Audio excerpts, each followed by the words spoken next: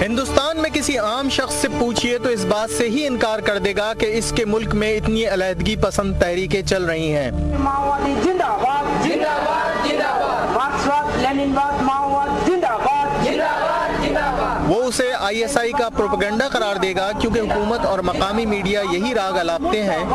حالانکہ حقیقت یہ ہے کہ بھارت میں کم از کم 7 بڑی علیحدگی پسندی یا حکومت مخالف تحریکیں چل رہی ہیں، جبکہ چھوٹی تحریکیں تو ہیں لاتعداد۔ ذرا گنتے جائیے: کشمیر،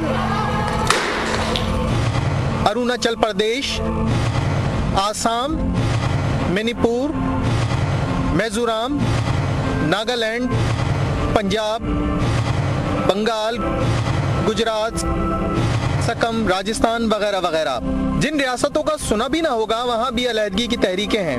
بنگال لبریشن آرمی بنگلہ دیش سے الحاق کے خواہاں، گجرات سوراج سنگھ گجراتیوں کے علیحدہ ملک کی طلبگار، اور مرہٹا راج شٹر یا پرشید 18ویں صدی کی شیوا جی کی مرہٹا ریاست کی بحالی کے لیے پرعزم۔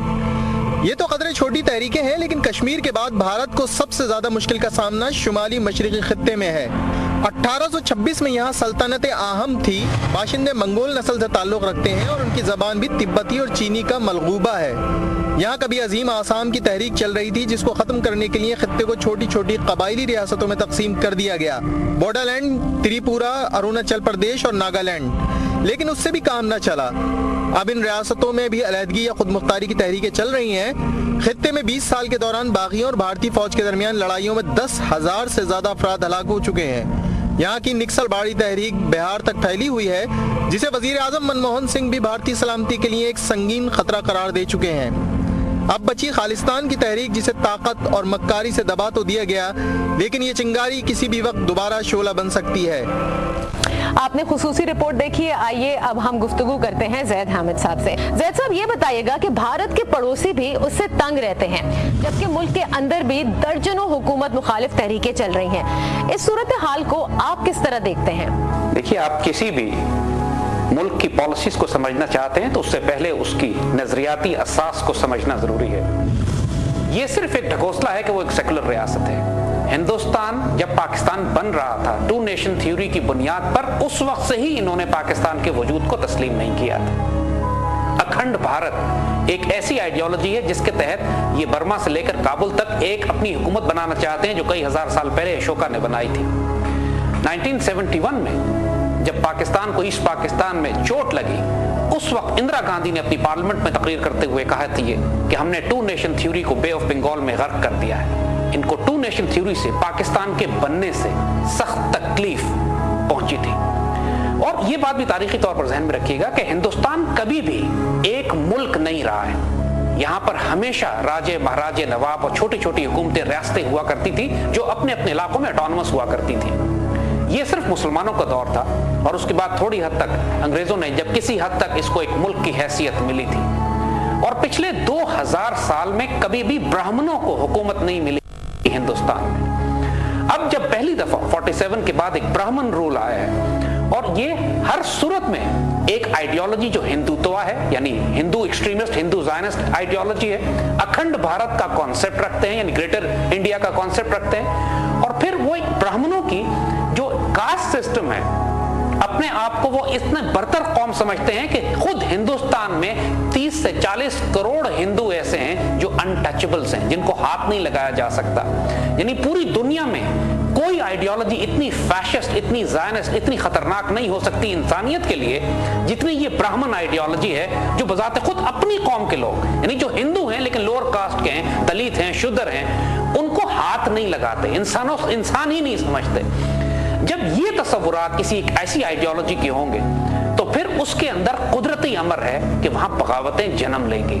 آج ہندوستان میں 140 سے زائد بغاوتیں کام کر رہی ہیں، یعنی ہندوستان کا کوئی علاقہ ایسا نہیں ہے، نارتھ ایسٹ کی 7 سسٹر اسٹیٹ سے لے لیجئے، جو بنگلہ دیش یا پرانے مشرقی پاکستان کے مشرق میں وہ 7 ریاستیں ہیں، وہاں بغاوت کی تحریک ہے۔ 40% سے زائد انڈیا کا علاقہ، 42% تقریباً، یعنی تامل ناڈو نیچے سے لے کے نکسل باڑی اوپر بنگال تک، تمام علاقے 40% وہاں پہ کمیونزم پھیل رہا ہے، ماؤزم پھیل رہا ہے، وہ ریڈ کوریڈور کہلاتا ہے۔ یعنی آج بھی اگر آپ دیکھیے پوری दुनिया में कम्युनिज्म खत्म हो रहा है, लेकिन हिंदुस्तान में कम्युनिज्म फैल रहा है। 40% से ज्यादा वो इलाके जिनमें बंगलोर के इलाके हैं, उनके उड़ीसा के तमाम टेक्नोलॉजी सेंटर्स जो हैं वो तमाम ऐसे इलाकों में आ चुके हैं जहां पर अब प्रैक्टिकली इंडियन हुकूमत का उनके रूरल एरियाज में, उनके जंगलात में कोई कंट्रोल नहीं है। फिर आप सिखों की तरफ आइए, खालिस्तान की रियासत की तरफ आइए, सिख बगावत कर रहे हैं जो आजादी चाहते हैं। हिंदुस्तान की मार्शल रेस है, पूरे हिंदुस्तान को अगर संभाला हुआ किसी ने तो सिखों ने, और अब सिखों में बगावत पैदा हो चुकी है और खुद सिख इस बात को कह रहे हैं कि हमने 47 में जो फैसला किया था कि हम हिंदुओं के साथ मिलेंगे मुसलमानों के खिलाफ, वो गलत फैसले थे और अब हम हिंदुस्तान से आजादी चाहते हैं। फिर कश्मीर के मुसलमानों को देखिए, जो कुछ अब हो रहा है ये गैर फितरी एक्सपेरिमेंट है, हिंदुस्तान के मिजाज के मुताबिक नहीं है। हिंदुस्तान में लाजमन तकसीम हो जाना है। अच्छा, बाज लोगों का ख्याल है कि भारत कश्मीर पर कब्जा बरकरार रखने के लिए हर किस्म का जुल्म रवा रखेगा, क्योंकि कश्मीर आजाद हो गया तो बाकी भारत को भी टुकड़े टुकड़े होने से कोई नहीं बचा सकेगा। क्या कहेंगे आप इस पर?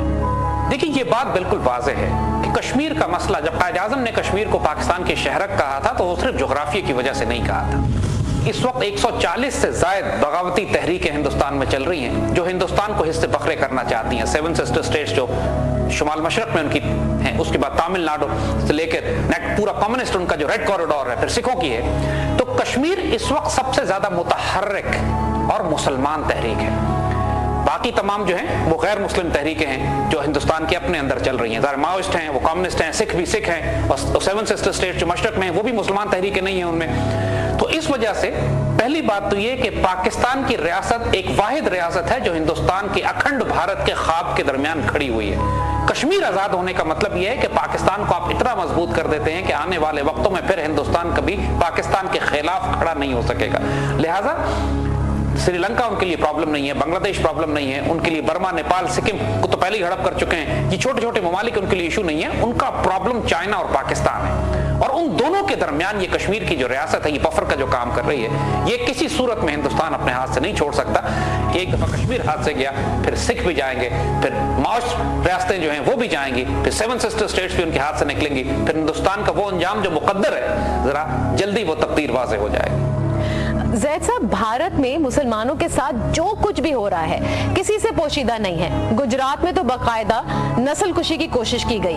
आप नहीं समझते कि भारतीय मुसलमान भी तंग आमद बजंग आमद की मज़ाक उठ खड़े हो सकते हैं?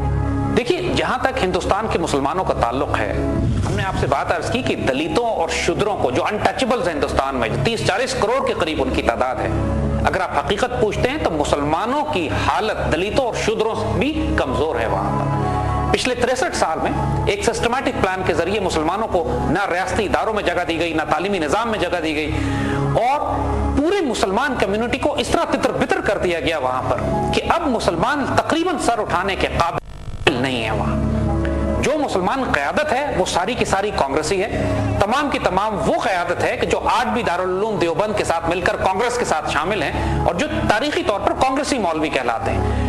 और उन्होंने तो कश्मीर जिहाद के खिलाफ भी फतवे जारी किए हैं, यानी बाकायदा ये फतवे वहां से जारी हुए कांग्रेसी मौलवियों की तरफ से कि कश्मीर का जिहाद नाजायज है, हिंदुस्तान के आइन के अंदर रहते हुए कश्मीरियों को अपने मसले रिजॉल्व करने चाहिए। और कश्मीरी क़यादत ने इस बात पर शदीद रद्द अमल का इजहार करके हिंदुस्तान की इस मुसलमानों की इस क़यादत को मशवरा दिया कि अपना मशवरा अपने पास रखें, हम कश्मीर को बज़ोर शमशीर आजाद करा लेंगे। तो जहां तक हिंदुस्तान के मुसलमानों का ताल्लुक है, उनके पास क़यादत नहीं है। हैदराबाद दक्कन में और जो दीनदार तहरीकें, ये कुछ तहरीकें जो पिछले 70-80 साल से चल रही हैं, जो कि ग़ज़वा हिंद की बात करती हैं, जो हिंदुस्तान से आज़ादी की बात करती हैं, ये खुद बज़ाते खुद इतनी ताकतवर नहीं है कि जब तक उनको बाहर से इमदाद ना दी जाए उस वक्त तक ये हिंदुस्तान को कोई शदीद नुकसान नहीं पहुंचा सकती। वो तमाम पाकिस्तान की तरफ देख रहा है, लेकिन पाकिस्तान की अभी ये पॉलिसी नहीं है कि हिंदुस्तान के मुसलमानों की कोई इस तरह तायद की जाए कि वो हिंदुस्तान की रियासत के खिलाफ खड़े हो सके। कश्मीरी मुसलमान भी अल्लाह के फजल पे और अपने जोर बाजू पर ही खड़े हैं। पाकिस्तान की कोई रियासती पॉलिसी इस वक्त तो पिछले कई बरस में ऐसी नहीं है कि कश्मीर के मुसलमानों की मदद करे। अच्छा जैद साहब, भारत अपनी रियासतों में तो जो कुछ कर रहा है इस पर तो आलमी बरादरी के कान पर जूं नहीं रेंगती, लेकिन कमजोर पड़ोसी मुल्क भी इसकी रेशा दवानियों से महफूज नहीं।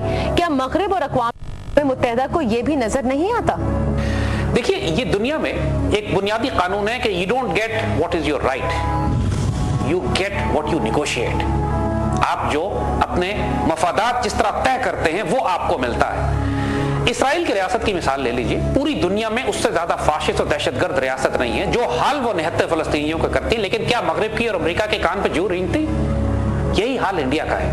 انڈیا اس وقت مغرب کا، نیٹو کا اور امریکہ کا اسٹریٹجک پارٹنر ہے چائنا اور اسلامی دنیا یعنی پاکستان کے خلاف، اور اس کی وجہ سے ہندوستانی حکومت کو ایک لائسنس مل گیا ہے کہ جو چاہے وہ کرتے پھریں پورے خطے میں، ان کو کوئی روکنے والا نہیں ہے۔ آپ نوٹ کریں گے کہ 30 سال ہندوستان نے سری لنکا کے خلاف تامل ٹائیگرز کی دہشت گردی کو سپورٹ کیا، 30 سال وہ جنگ چلی، اور جب پاکستان نے سری لنکا کی بالآخر مدد کی، جس کے نتیجے میں سری لنکن فوج نے تامل ٹائیگرز کو کرش کیا، اب اس کے بعد سری لنکا میں سکون ہے۔ 30 سال دہشت گردی کرتے رہے، بنگلہ دیش کو انہوں نے قائم کیا، پاکستان کو توڑا 71 میں، اس کے بعد بنگلہ دیش کو توڑنے اور مزید اس میں طوفان برپا کرنے کے لیے وہاں فساد برپا کر رہے ہیں۔ نیپال میں، برما میں، سکم کی ریاست تو یہ ہڑپ ہی کر چکے 75 وغیرہ کے آس پاس میں، اور چائنا کے ساتھ ان کی کئی جنگیں ہو چکی ہیں، سردی جھڑپیں ہو چکی ہیں، اور پاکستان کے ساتھ تو حال بالکل ہی واضح ہے کہ پاکستان کے تو وجود ہی کو انہوں نے تسلیم نہیں کیا۔